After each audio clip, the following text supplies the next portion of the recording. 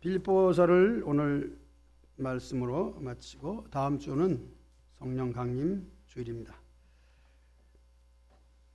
성령 강림 주일에 성찬 성례식을 계획했으나 다시 번지고 있는 이 콜레라 전염병 때문에 가을 추수감사로 연기했습니다. 성례식을 그때 하고 세례도 그렇게 하고 또 유아 세례가 있는데 윤여준 집사님 아들도 같이 받아야 되기 때문에 가을로 그렇게 연기했습니다.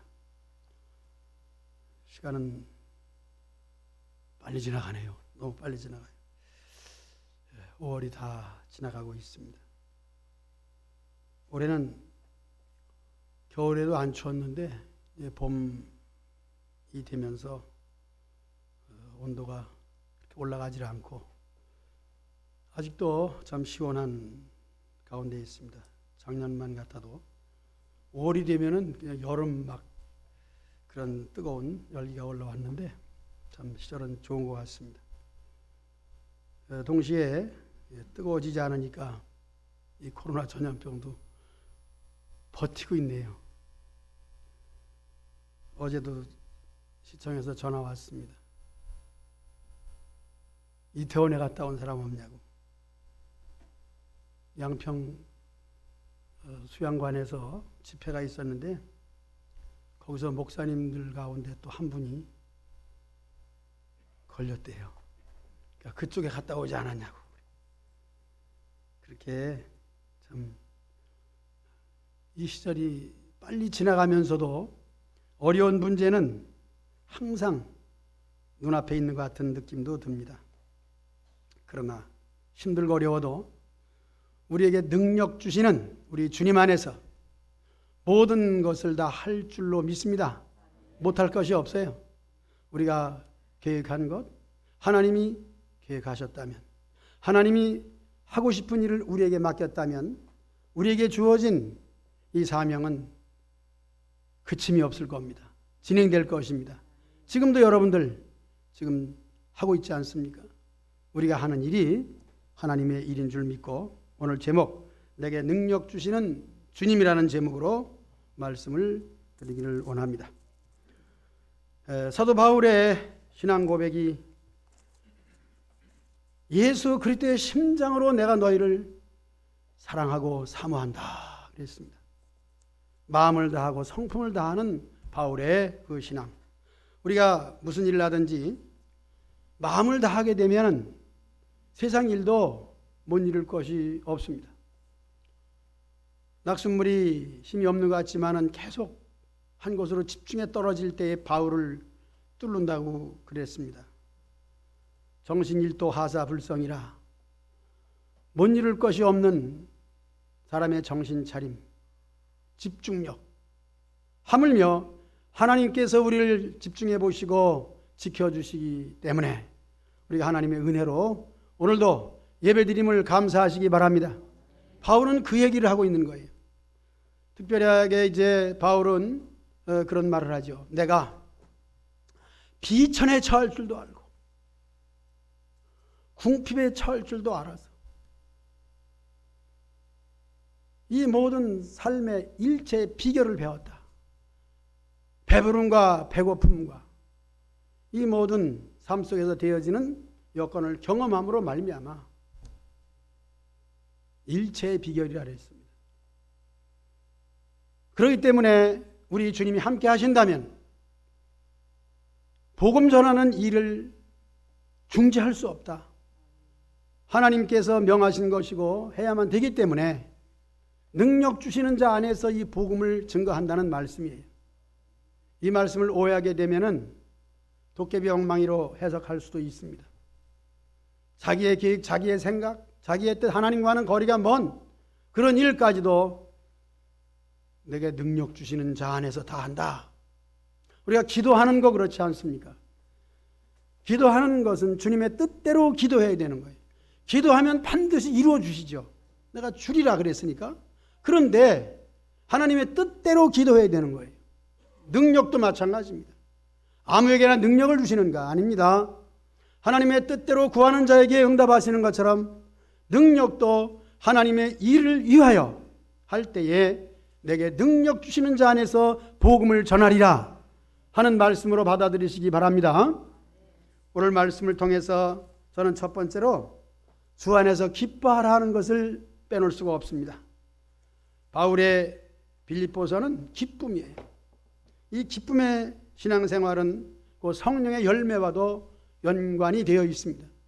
우리가 예수님 믿고 성령을 받으면은 성령의 열매가 맺혀지게 되는데, 첫째는 사랑이요, 그 다음에 희락이 있어요. 희락을 기쁨이죠. 사랑과 희락과 화평과 자비와 양선과 온유와 충성과 인내와 절제라 하는 이 아주 좋고 아름다운, 어떤 면은 도덕적인 면도 포함을 해서 예수님을 믿는 사람들은 이와 같은 덕과 지식이 갖추어지는 줄로 믿습니다. 우리 예수님을 믿는 사람들은 예수님 안에서 열매가 맺혀져야 되는데 그것을 성령의 열매라고 하는 거예요. 첫째는 성령의 은사가 있어야 되고, 성령의 은사에도 마지막에는 사랑이에요. 열매는 역시 사랑이 들어가고,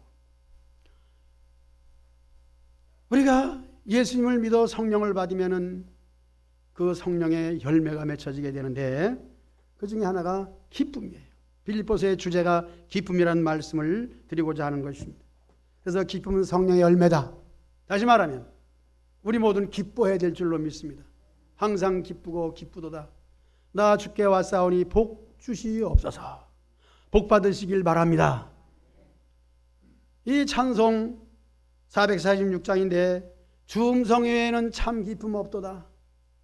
이 찬송이 아침에는 생각이 나고 부르고 싶은 마음이 있었는데, 주보를 만들면서 찬송이 중복되어 가지고 인쇄한 때도 발견을 못하고 저녁 늦게 발견되어서 오늘 설교 후 찬송이 연필로 쓰지 않았습니까? 점검하고 다시 어떤 찬송을 부를까 하는 가운데, 설교 전에 강단에 와서 준비하는 가운데 이 주음성 외에는 참 기쁨 없도다, 그 노래가 하고 싶었습니다. 이렇게 기쁘고 기쁘도다, 항상 기쁘도다.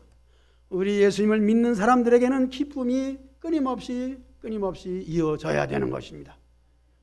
기쁨이 없을 때는 억지로라도 얼굴 표정을 기쁨으로 바꿔요.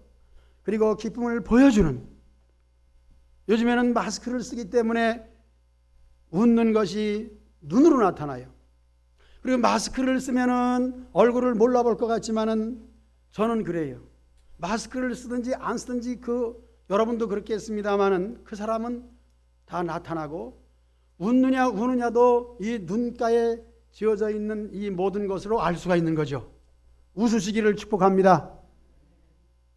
아무리 입을 가려 있어도 우리 행동은 또 나타납니다. 일명 뒤태라고 하는 게 있습니다. 뒷모습이죠. 뒷모습을 봐도 그 사람을 알잖아요. 뒷모습을 봐도 그 사람이 기뻐하는가, 또 걸어가는 모습을 봐도 바쁘구나, 또 천천히 걸어가면 한가하구나, 한가할 땐 불러서 이 얘기도 할 수 있습니다. 바쁠 때는 아는 사람도 아는 체 하지 마세요. 사람을 대할 때에 어쨌든 웃음으로 기쁨으로 대하시기를 축복합니다. 나에게도 기쁨, 다른 사람에게도 기쁨. 바울은 이것을 강조하고 있습니다. 주 안에서 항상 기뻐하라 하는 것입니다. 이 말씀을 오해하게 되면은 소상집에 가서도 기뻐해야 된다는 말씀만 생각해가지고 하하하하 이렇게 웃는다면 어떻게 될까요? 안 되죠. 소상집에 가서는 발꼬락 양말을 신었어도 웃음을 참아야 됩니다. 누가 그런 얘기 하더라고요. 탤런트 중에 한 사람인가 나와서 그런 얘기 하더라고요. 소상집에 갔는데 같이 온 사람 중에 하나가 발꼬락 양말을 신는데 그렇게 우습더래요. 웃을 것도 없는데도. 그래서 웃음을 참냐고 그렇게 애를 썼는데 웃음이 터져나오고 말았대요. 소상집에 가서는 슬픈 기색을 가지시기 바랍니다. 웃은 일, 즐거운 일이 있어도 소상집에 가서는 같이 울어주시고, 기쁜 일이 있는 집에 가서는 같이 기뻐하시기를 축복합니다. 우리가 해야 될 일이 그겁니다. 나를 위해서도 살지만은 다른 사람을 위해서도 살아야 돼요. 이것은 억지로도 해야 될 일이지만은 바울은 고난 중에도 감옥에 갇혀 있으면서도 그의 입술에서는 찬송이 끊임없이 나와서 그 찬송으로 말미암아 옥토가 움직이는 역사가 나타나고 옥문이 열리는 역사가 나타난 줄로 믿습니다. 그래서 바울은 그런 얘기하는 거예요. 내게 능력 주시는 자 안에서는 옥문도 열린다는 거죠. 왜냐하면 내가 주의 뜻을 받들기 위하여 하고자 하는 이 일들 속에 주님이 반드시 내게 능력을 주신다는 거예요. 하나님의 일을 함에 있어서는 하나님이 힘을 주셔서 하는 거예요. 하나님께서 능력을 주셔서 하는 줄로 믿습니다. 우리 믿음의 생활이 그래요. 내가 하는 것 같지만은 찬송가에도 있는 것처럼 아니 계신 것 같지만 뒤에서도 밀어주시고 앞에서도 끌어주시고 우리에게 이와 같은 은혜를 베풀어 주시는 주의 능력으로 우리 믿음의 생활이 지금 진행되고 있는 것을 믿으시기 바랍니다. 내가 하는 것 같지만 우리 주님이 함께 하시는 거예요. 아니 계신 것 같지만 여전히 계신 거예요. 그러므로 주님 안에서 우린 기뻐할 수밖에 없습니다. 우리가 할 일은 그거예요. 주님이 일하십시오. 나는 기뻐할게요. 왜? 내가 하는 일이 아니라 주님이 하시기 때문에. 내가 힘든 것 같지만은 힘든 속에도 주의 일을 하는 사람으로 말미암아 그 힘든 것이 오히려 자신에게는 감사가 되는 거예요. 왜? 주님의 고난에 동참할 수 있으니까 그렇습니다. 우리 예수님을 믿는 사람들은 생애 속에서 여러 가지 어려운 일을 통하여 늘 주님을 생각하면서 그 어려움을 견디고 참고 인내하시기를 축복합니다. 그렇게 돼야 돼요. 주님께 핑계를 대야 됩니다. 주님 때문이라고. 나는 예수님을 믿는 사람입니다. 예수님을 믿는 사람이 지금 어려움을 당하고 있습니다. 그러므로 그 속에서 또 기도도 나오게 되죠. 주여 내게 은혜를 주시고 내게 도와주시고 주님의 뜻이라면 예수님처럼 기도한다면 나의 원대로 마옵시고까지도 기도해야 됩니다. 주님의 뜻이라면 얼마든지 내가 감당할 수 있게 힘을 주시고 인내를 해야 되는 일이라면 인내할 수 있게 해주시고 이렇게 해서 모든 것이 주 안에서 우리에게 베풀어 주시는 그 은혜를 몸으로 체휼하시기 바랍니다. 이 연습을 자꾸 해야 돼요. 우리 신앙생활은 편안할 때 잘하는 것 같지만 그렇지도 않습니다. 고난이 있을 때 더 잘할 수도 있습니다. 어떤 데는 고난이 있을 때 쓰러질 수도 있습니다. 왜 쓰러집니까? 주님께서 일으켜 주시는 체험을 하기 위해서 하는 거예요. 내가 일어나는 것 같지만 주님이 힘을 주셔서 일어나기 때문에 바울이 내게 능력 주시는 자에서 내가 일어날 수 있다 하는 것입니다. 우리는 내 힘으로 사는 게 아니에요. 특별하게 우리가 궁극적으로 천국 가는 것은 더욱 그렇습니다. 우리 힘으로 가는 것이 아닙니다. 성령의 힘으로, 성령의 능력으로, 부활도 그렇고 그리고 주님을 영접하는 신랑과 신부의 만남도 하나님께서 전적으로 이끌어 하시는 거예요. 하물며 세상에 사는 모든 생활이 그렇지 않습니까? 따라서 여러분 무슨 일을 만나도 주님 안에서 기뻐하시기를 축복합니다. 그 두 번째로 말씀드리는 것은 오늘 말씀 속에서 평강을 누리시기 바랍니다. 평강. 이것은 오늘 말씀에서 그랬습니다. 우리 주 안에서 항상 평강을 체험하라 하는 것이죠. 바울은 이 하나님의 평강에 대해서 우리 마음과 생각을 지켜주시리라 이런 말씀하지 않았습니까? 너희가 하나님께 구하느냐? 구해도 얻지 못하면 정욕으로 쓰려고 잘못 구합니다 그랬어요. 그러나 주님의 뜻대로 구하는 자에게는 주님의 평강이 너희와 함께하리라. 응답이라는 것은 무엇입니까? 응답은 소원 성취예요. 내가 뜻하는 바가 이루어지는 것입니다. 이루어질 때 결과적으로 우리는 평안하게 되는 것입니다. 우리 믿음의 생활에 있어서 평강은 참 중요한 거예요. 평강의 반대는 불안이죠. 평강은 하나님과 함께 한다는 믿음 안에서 평강이 우리에게 느껴지고 또 역시 체휼하게 되는 것입니다.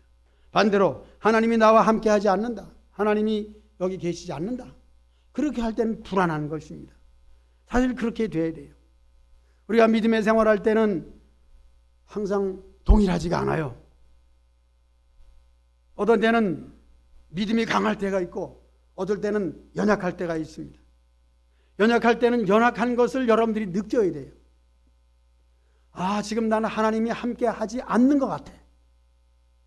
하나님이 물론 함께 하시지만은 우리 느낌과 생활 속에서 하나님이 나와 함께 하지 않는 느낌도 알아야 됩니다. 왜 알아야 되느냐? 하나님이 함께 하지 않기 때문에 마음에 불안이 찾아오고 불안한 가운데서 하나님을 찾는 그런 마음이 생겨야 되는 거예요. 그것이 연습이에요. 이런 연습과 훈련이 우리 생활 속에 항상 매일, 매달, 매년 반복되는 것이 신앙생활입니다. 믿음의 선배들이 다 그래요. 오늘 기도하신 것처럼 아브라함이 그랬고 야곱이 그랬고 이삭이 그랬고 믿음의 선배들 모세도 그렇고 바울도 그랬고 그들의 삶은 바울이 항상 기뻐하라 그랬지만은 바울이 어찌 항상 기쁜 일만 있었겠습니까? 엘리야, 능력으로 말하면 성경 가운데 능력 그러면 엘리야입니다.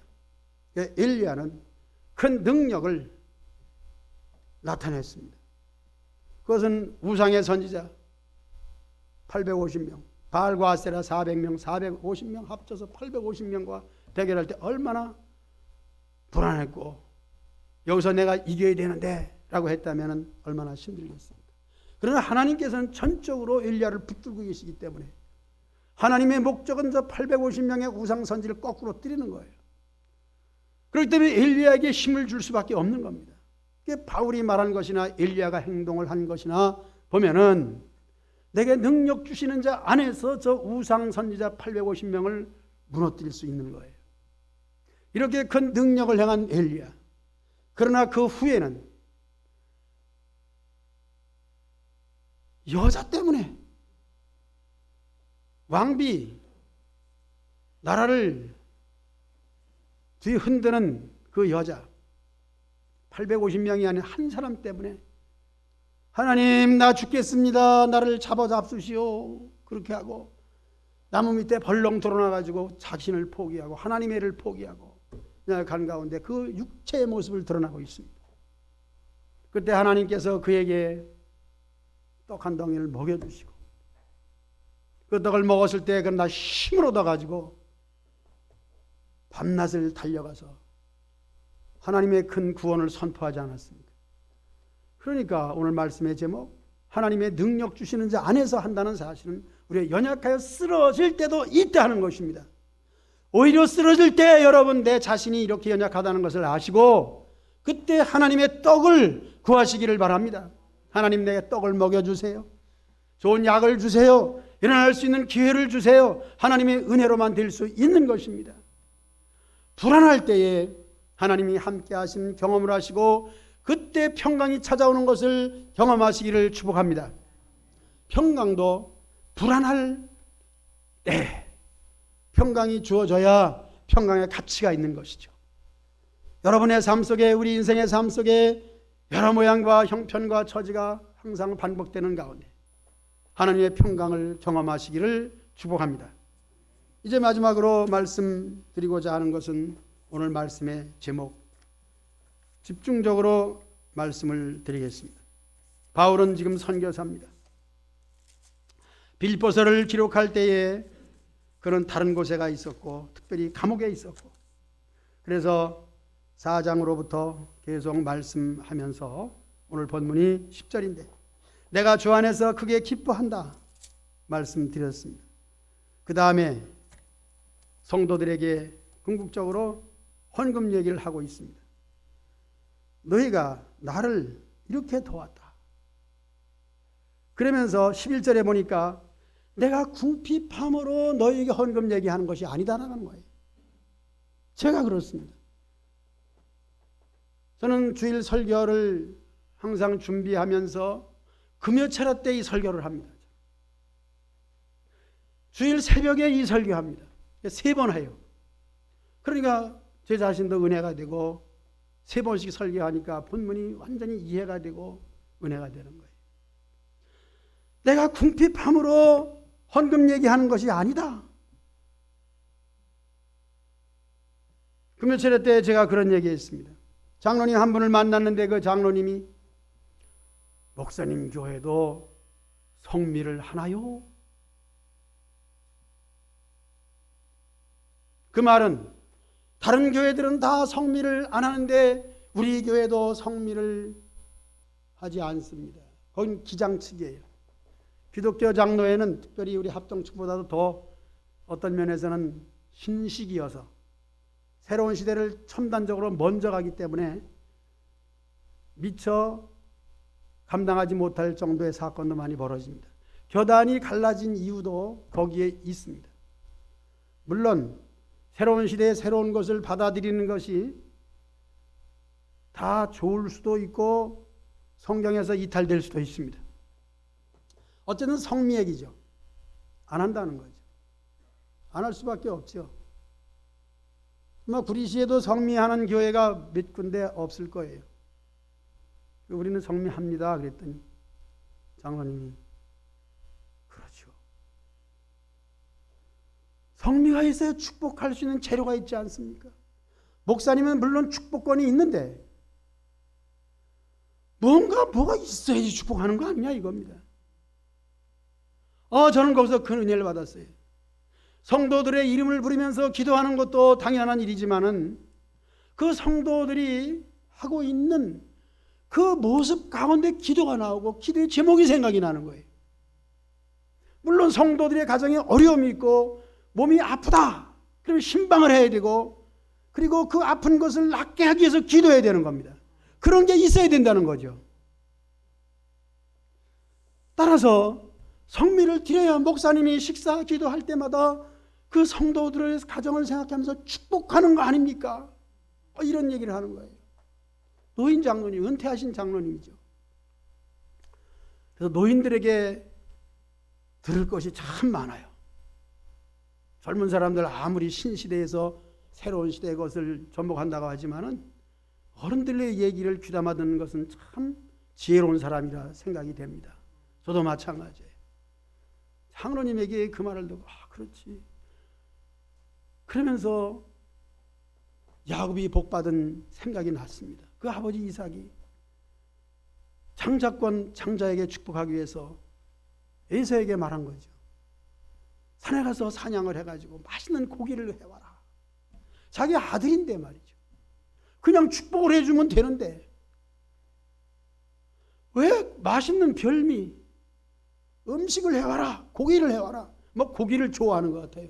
그 당시에는 음식이 가장 맛있는 게 고기. 지금도 고기가 맛있잖아요. 요즘에 소고기 많이 사 먹대. 방송에 나오더라고. 소고기 값이 올라갔대요. 맛있는 건 소고기입니다. 그래서 에서가 그것을 해와야 되는데 야곱에게 돌아가지 않았습니까? 그 어머니의 지혜로 말미암아 반드시 야곱이 복받아야 돼. 그래서 야곱이 양을 잡아가지고 고기를 어머니가 요리해 줘가지고 아버지에게 이제 야곱이 갖다 바치죠. 그러니까 그냥 의심도 좀 하긴 했어요. 그렇지만은 야곱이 참 어떻게 해서 장자의 그 축복을 받기 위해서 애쓰는 그 모습 가운데 야곱에게 복이 돌아가지 않았습니까? 그 야곱의 별미 생각이 나. 자, 11절. 궁핍함으로 배가 고픔으로 고기가 먹고 싶음으로 하는 것이 아니라 나는 먹는 거나 못 먹는 거냐 비천한 것이냐 이 모든 것에 경험을 했고 체험을 해서 너희들에게 돈 달라고 하지 않는다.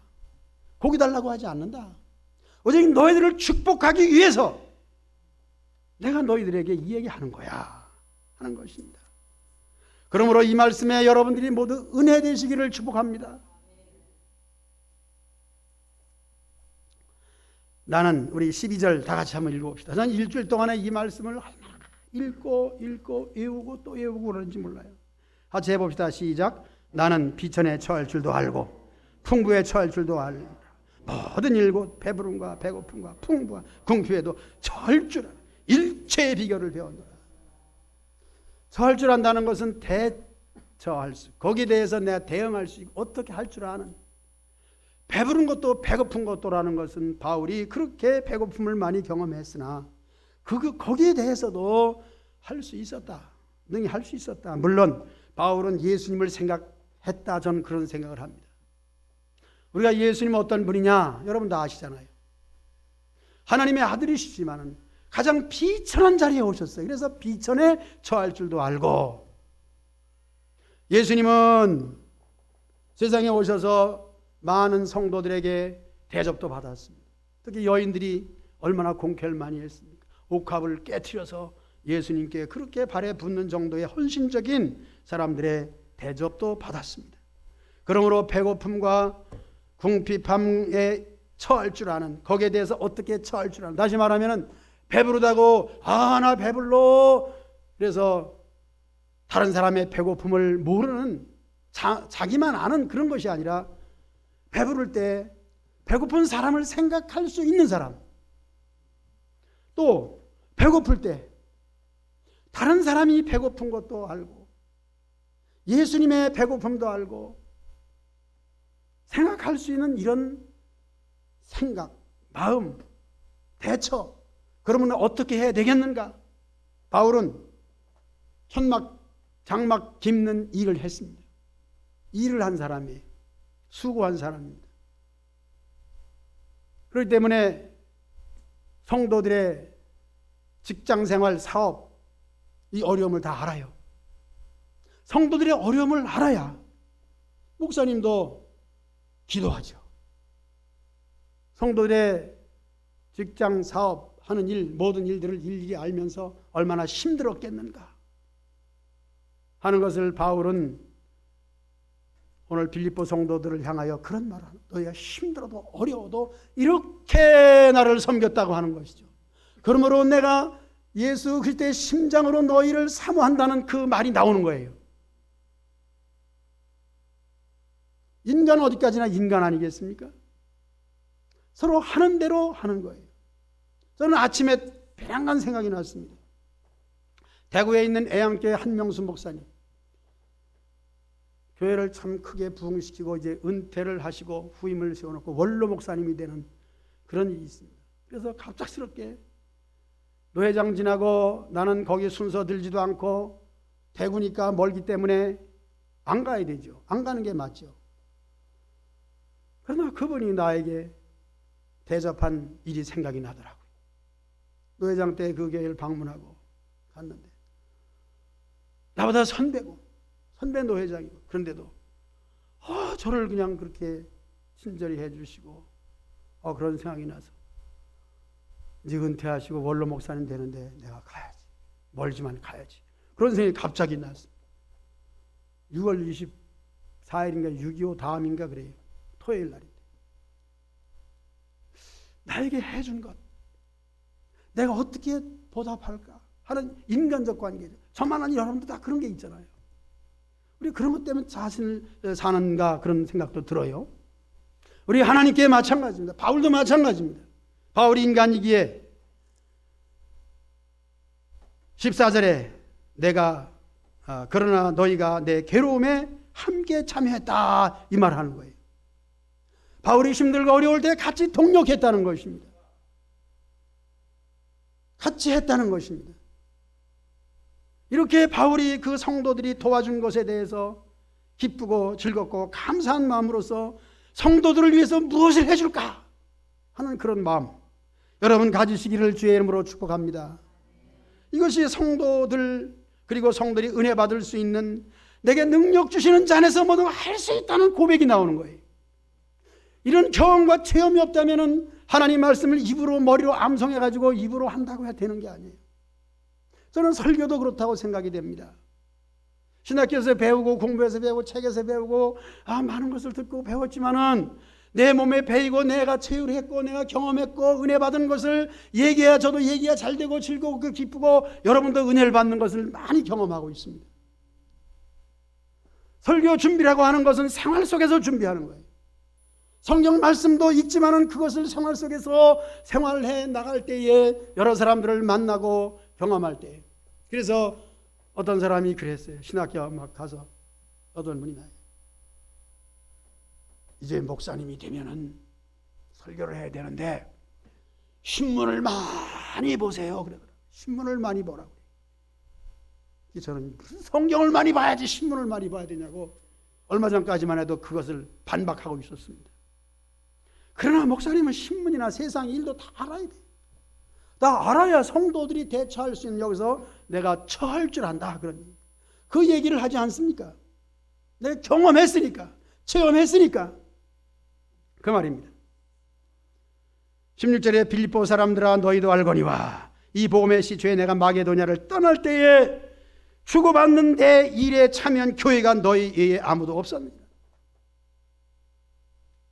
바울은 잊지 않았다는 것입니다. 그리고 17절에 내가 선물을 구함이 아니오 오직 너에게 유익하도록 풍성한 열매를 구함이라 그랬습니다. 그리고 18절에는 이 헌금에 대해서 그런 얘기합니다. 받으실 만한 향기로운 제물이요. 18절 다 같이 읽어봅니다. 시작. 내게는 모든 것이 있고 또 풍부한지라 에바브로디도 편해 너희가 준 것을 받음으로 내가 풍족하니 이는 받으실 만한 향기로운 제물이요 하나님이 기쁘시게 한 것이라 그랬습니다. 물론 헌금이라고 하는 것은 제물로 표현되는 것이 여기 나와 있어요. 구약의 제물 하나님께 드리는 것이죠. 그러나 지금 우리는 짐승을 잡아드리지 않습니다. 여러분들이 소 잡아서 바쳐본 분이 있어요? 아니잖아요.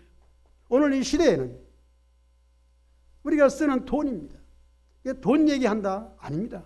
저는 여러분들이 반드시 복을 받아야 된다 하는 확실한 증거를 가지고 얘기하는 거예요.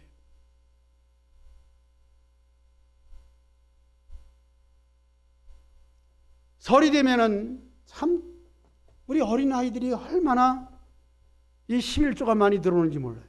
주일학교 요새 아이들이 좀 없긴 한데 세뱃돈 받으면 아이들은 그 11조 하는 재미에 세뱃돈 받은 거 11조 하더라고요. 그래서 제가 오늘 아침에 하나님께서 그런 은혜를 주시는 거예요. 이번에 재난 대책금 각자 얼마씩 받은 거 있지 않느냐? 이 얘기하면 여러분들이 또 11조 얘기한다 그러지만은 저는 제가 깨달았기 때문이에요. 제 사례금에서 11조를 항상 드려요. 그러나 이것은 수고하지 않고 공짜로 생긴 것인데 다 드려도 아깝지 않잖아. 그런데 이것이 아까워지는 거예요. 저에게 70이 한 2만 원 들어왔어요. 많이 들어왔잖아. 내가 수고하지 않았는데 들어온 것이 얼마나 감사한지. 11조 먼저 드려야지. 이런 은혜가 오는 거예요. 여러분에게도 그런 은혜 있으시기를 축복합니다. 우리는 저를 비롯해서 얼마나 인색한지 몰라요. 하나님께 드리는 것은 다 인색해요. 그래서 동화 얘기 15번째 지금 하지만은 엄마가 너 교회 가면 헌금 해야 돼. 그래가지고 500원짜리 2개를 주지 않았습니까? 왜냐하면은 헌금을 까먹는 수가 있으니까 까먹을 것 500원 주고 헌금할 거 500원 줬어요. 그래서 아이가 좋아가지고 동전 2개를 가지고 교회로 달려가다가 어떻게 따까닥 해가지고 동전 2개가 그냥 놓쳐가지고 따르르 굴러가는 거예요. 하나가 하수에 쏙 빠졌네. 하나는 딱 있어요. 아이고 다행이다. 헌금이 빠져버렸네. 이건 내가 까먹을 거야. 이게 장난스러운 예와 같지만 우리 마음이 그래요. 아니 수고하지도 않은 공짜가 생겼는데 어찌 헌금이 아까워요. 여러분 오늘 말씀 듣고 재난 무슨 금이라 그러지? 구리시에서도 주고 국가에서도 주고 줘요.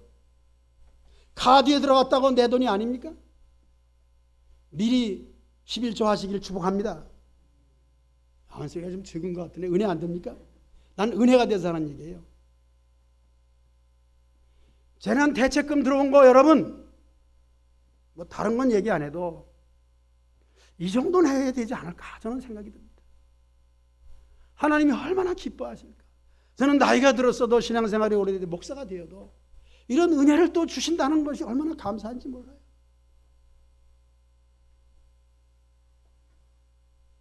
에바브로 디도 편에 보내준 것이 얼마나 향기로운 제물인지.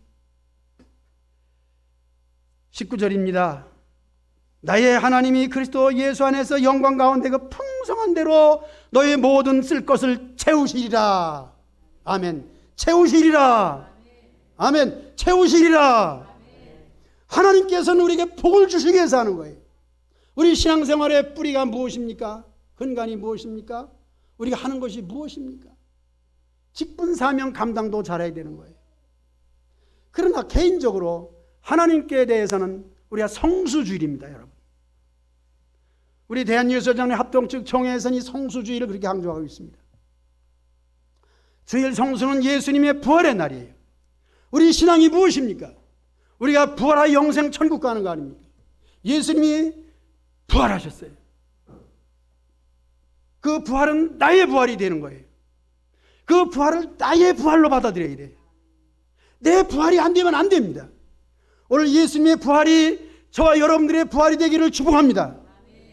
죽었으나 부활하리라. 다시 살아나리라. 그렇게 천국 가는 거예요. 그 날이 이 주의 날입니다. 사도 요한은 반모섬에서 이 주의 날에 부활하신 예수님을 만났습니다. 그래서 그날부터 주의 날, 주일이 되었습니다. 사도 요한이 만든 날이에요. 아니, 그 이름을 붙인 거죠. 예수님이 만드셨지만 우리 믿음의 사람들은 이 주의 날에 대해서 예배를 드려야 되겠다고 하는 이 중심을 가지고 오직 예배 일념, 성수질의 일념으로 사시기를 주의 이름으로 축복합니다. 너무 설교가 길어진 것 같아서 이제 찬송으로, 오늘 찬송은 설교 후에 할 수 있다 하신 이 찬송 하겠습니다. 설교를 마쳤습니다. 찬송하며 헌금하겠습니다.